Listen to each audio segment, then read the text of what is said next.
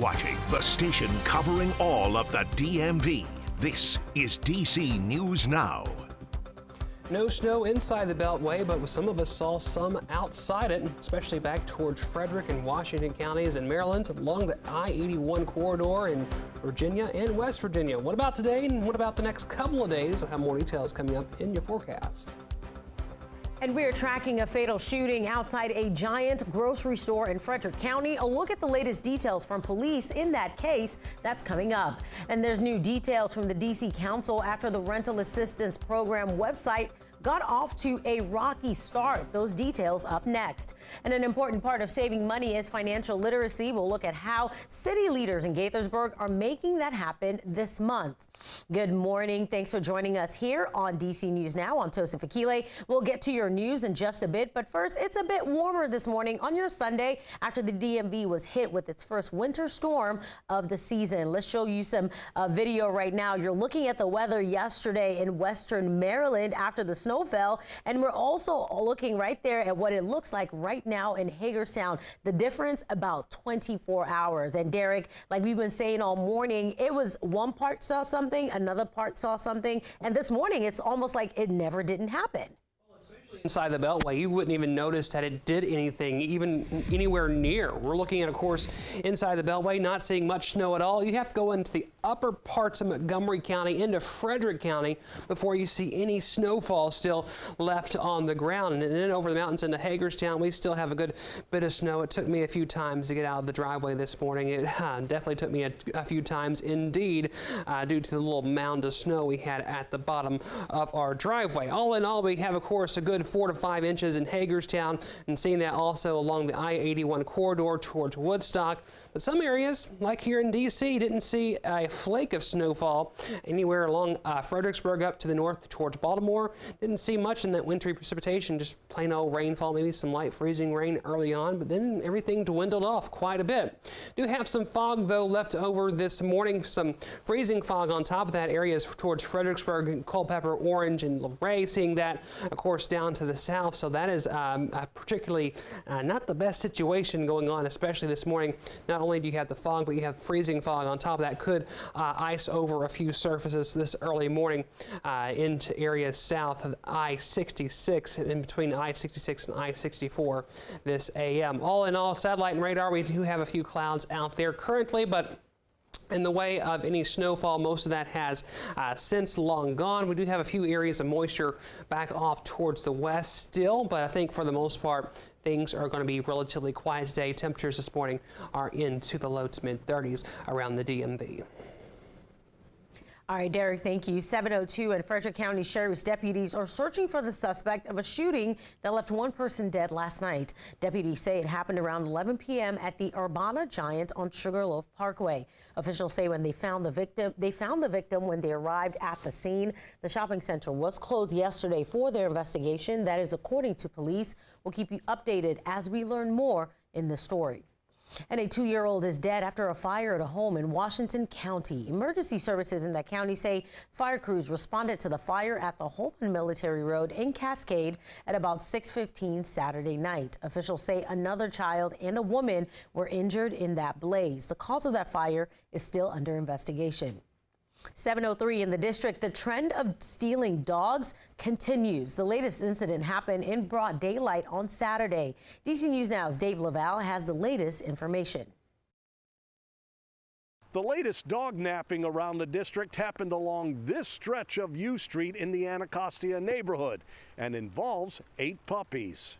I really hope they find him. Tiara Watkins is shocked to hear about the crime that happened near her mother's home Saturday. D.C. police say someone stole the dogs from inside an unlocked car. It's really sad. It's really disappointing that people can't have pets without somebody just trying to take something from them. Police told us the car had been left running behind a home when the theft of the dogs and the car happened. This is the second known case involving a stolen dog in the district in less than a week. Police reunited Lola Wednesday with her owner. Investigators told us someone brought Lola to the police station after 2 suspects took her New Year's Eve after they attacked her owner inside her southeast home. Police are still looking for the suspects and whoever took the puppy Saturday. Relieved, thankful, blessed. Our cameras were there in November for a reunion between pet and owner, as DC has faced scores of dog nappings in recent months. I don't know if people are selling them for profit or if people are just, wanting to make pets from somebody else's pet. I'm not sure. Police did not release a description of the suspect, but anyone with information is asked to call DC Police. In the Anacostia neighborhood, Dave Laval, DC News Now. DC police have arrested a man after allegedly stealing a French bulldog. 24-year-old Kyrie Holmes faces an armed robbery charge. Police say on December 22nd, the victim listed her dog Mocha for sale online. The victim was then robbed during the meetup to sell the dog on 14th Place Southeast. Yesterday marked 3 years since the attack on the U.S. Capitol, a day that shook the country. DC News Now spoke to a former Capitol Police officer who says he's healing through artwork from the January 6th riot. I want people to understand what my experience was like, both as an officer over my 5 years and what it was like on January 6th. It's definitely difficult to find that line of how heavy or dark I want this artwork to be. Winston Pajon wants people to see hope in his art and paused to honor all the Capitol Police officers who were affected that day, including remembering Officer Brian Sicknick, who died following those attacks. Well, a lot of New Year's resolutions are based around time management, and some experts say one thing that can help is a social media detox, or at least cutting down on your phone time. Our Annalisa Gale has more in today's Tech Talk. How often do you use social media? All right, so actually I use every day at least 6 hours a day. It's impossible these days. You have to use Instagram or you have to use Twitter to know everything, like what's going on with the country or with the world. Many of us are guilty of scrolling on social media unknowingly. It's too much, I know. I'm trying to reduce it. And with more social media apps emerging in recent years, Bark Technologies' Tatiana Jordan believes parents should try to provide guidance for their households when it comes to taking breaks. If you do have that luxury to be disconnected as an adult from work, etc., by all means, set that example. Her advice for parents who want to lead the way: you've really got to kind of be in it together. Maybe you guys go on a trip. Maybe you can go somewhere that has bad signal, that can make it easier. If you do travel together, just not packing things like chargers. Healthline also has this advice for everyone. Set up a phone-free space in your homes. Put your phones in a drawer when needed. Find an accountability partner. Choose specific times to check your feeds. And if all else fails, keep your phones in airplane mode.